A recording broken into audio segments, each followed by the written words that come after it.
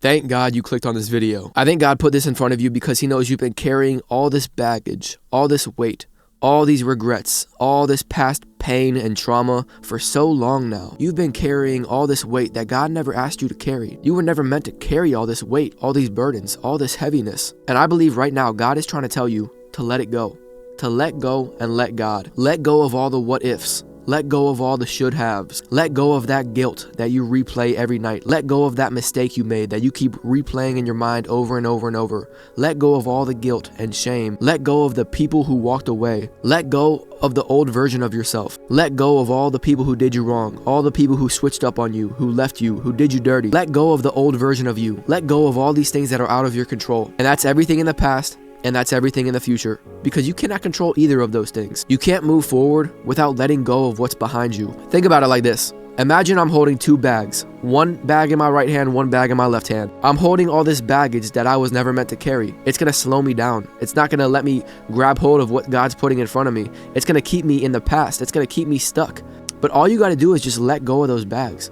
Drop them. It's kind of like breathing. Have you ever tried to inhale without first exhaling? Like this, like you breathe in, but then you got to breathe in again. I mean, you could go for a certain amount of time, but then you're just going to suffocate, because even your lungs know that you have to let go of what you take in. You breathe in and then you let it go. Your own body is preaching to you. Even your lungs know that you can't hold on to everything for forever. And some of you guys feel suffocated right now. And it's not because God left you. It's not because God forgot about you. It's because you just need to exhale. You need to let it go. You're holding on to a breath that God told you to let go and release. A moment that already ended. A mistake that you can't do anything about. A chapter that already closed. A person who already showed you who they really are. If life feels heavy right now and you feel all this pressure and all this weight and you just feel suffocated right now, maybe it's time for you to just let go and exhale. Let it out. Let go and let God. And what does that really even mean? Let go and let God. It's not just somehow magically forgetting about what happened in the past. It's accepting what happened and moving on. God knows the mistakes you made in the past. God knows what people did to you. God knows how people treated you unfairly and poorly. And God's trying to tell you to let go, because you can't move forward without letting go of what's behind you. Letting go doesn't mean you somehow just magically forget about everything that happened in the past, but it does mean that you accept what happened and you move on, because that's all you can do. If you stay stuck in it, it's going to keep holding you back. You just got to let it go. Maybe someone walked out of your life, but I'm here to tell you that sometimes God subtracts so that he can multiply. Maybe you lost something that you really thought you needed, but maybe God just removed it so that he can make space for an even bigger blessing, because God will never remove something without the intention of replacing it with something bigger and better. God subtracts to multiply. He prunes to grow. He empties to refill. But the problem with a lot of you guys is you keep running back to that thing that God set you free from. He delivered you from that thing or that person he's trying to protect you from. You think God's being cruel, but really he's being kind. You keep replaying moments that God already forgave. You keep staring back at seasons of your life that God already brought you out of. And I think the best story in the Bible that will make you never want to look back again is the story of Lot and his wife. So Lot and his wife were living in this city called Sodom.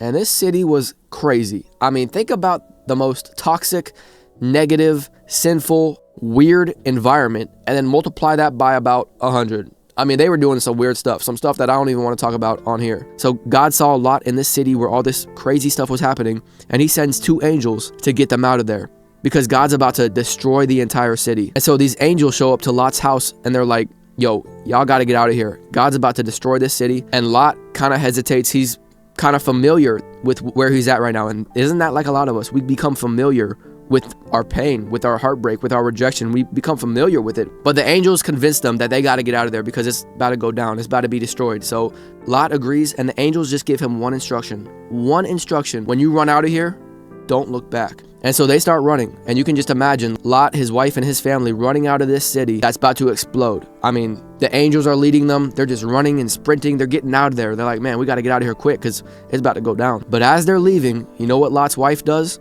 She looks back, and she turns into a pillar of salt. And that's what happens to us when we look back on our pain, on our past seasons that God brought us out. That's what we become like too. We become a pillar of salt because we get stuck, because you can't move forward if you're still holding on to what's behind you. And that's exactly what happened to Lot's wife. She didn't get stuck because of the city. The city was already in her past. God was bringing her to a way better place. She got stuck because she couldn't let go of it, because she was still back there. She was still hanging on to it. And that's what God's trying to tell you today, man. You're not stuck because of your past. You can't step into what's next if you're still stuck in what was. If all you do is focus on what's behind you, you're gonna miss what's ahead of you. And there's another story in the Bible that's really been impacting me recently. It's the story of Hagar. And Hagar was in the middle of the desert with her son. They had a bottle of water, but eventually the bottle of water ran out. They had no water, they had no backup plan, they were cooked, for lack of better words. And so Hagar starts crying because she thinks her son's about to die. And then you know what happens next? The Bible says God opened her eyes and she saw a well of water, a blessing that was right in front of her,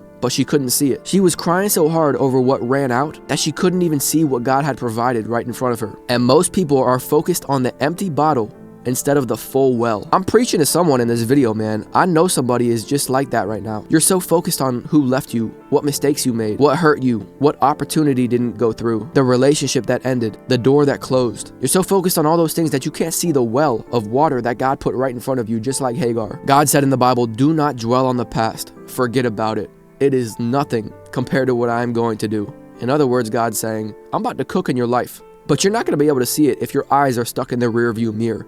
The windshield is bigger than the rear view for a reason. What's ahead of you is so much bigger and better and brighter than whatever is behind you. God's not holding your past over your head. He's holding your future in his hands. God already moved on from your past, and he's looking at you like, why haven't you, bruh? Your past is a place of reference, not a place of residence. Stop trying to live in a place where God already brought you out of. You gotta stop wishing and hoping that everything in your past turned out differently. Like, what if it went this way? Maybe if I did this, maybe if I didn't do that, maybe if I tried harder, maybe if I did all this. Stop all that. You can't change anything, man. It's the past. And no matter how much you think about the past, it's not gonna change anything. It doesn't change the fact that you're where you're at right now. God has you right where you need to be. God never makes mistakes, and he definitely didn't make a mistake placing you where you're at right now. I know it might not feel like it, but good thing we don't walk by feelings. We walk by faith, and faith is not a feeling.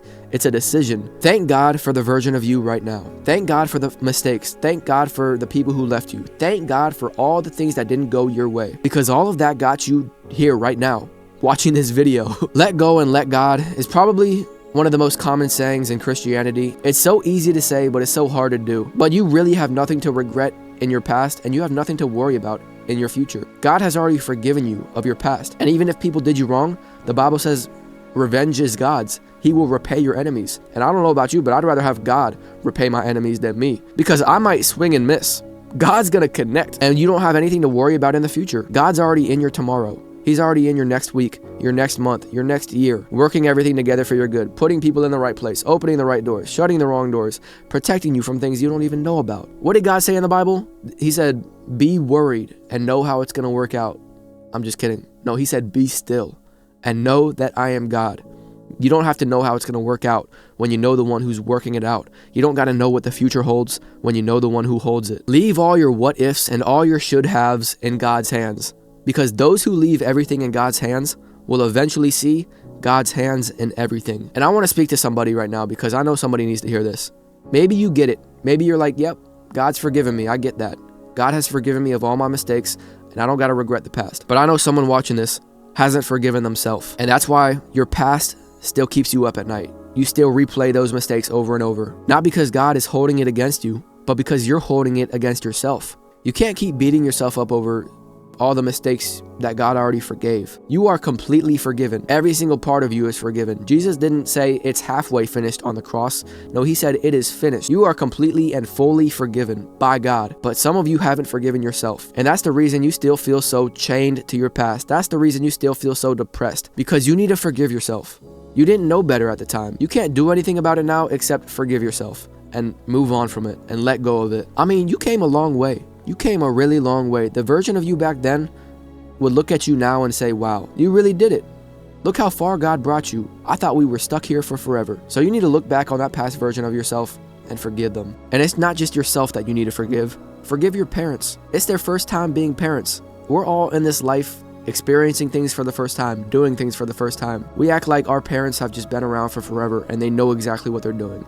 None of us really know what we're doing. All of us are imperfect human beings. We all make mistakes. We all say things we shouldn't have said, do things we shouldn't have done. But holding a grudge against anyone is just holding you back. Forgive the boss who mistreated you. Forgive the teacher who said mean things to you. Forgive any friend who betrayed you and did you wrong and left you. Because the truth is, if you don't forgive these people, including yourself, you're going to carry all these people on your back, and it's just going to keep you stuck. It's going to hold you back. Jesus commanded us to forgive everyone, but he didn't command us to be friends with everyone. You can forgive someone, but you don't have to be close to them. And don't make what someone did to you bigger than what Jesus did for you. To forgive is to set a prisoner free and to discover that that prisoner was you. And so all this to say, no amount of regret changes the past. No amount of worrying changes the future, but any amount of gratitude changes the present. Life has a simple formula. Let God have your past, trust God with your future, and thank God for your present. Because yesterday is history, tomorrow is a mystery, but today is a gift. That's why it's called the present. All you need to do is let go of what was, trust God with what will be, and thank God for what is. So take a deep breath right now. Inhale and exhale and let it go. Put it all in God's hands because God can do a lot more with your surrender than you can do with your control. Last thing I'll say is think about Jesus when he multiplied the 5 loaves and 2 fish. A little kid placed 5 loaves and 2 fish in Jesus' hands and said, Jesus, this is all I got. And you know what Jesus did? He thanked God for it. He multiplied it. That's what happens when you put whatever you have in Jesus' hands. Let go and let God. Matter of fact, let go and let God cook. Can I get a A? Man.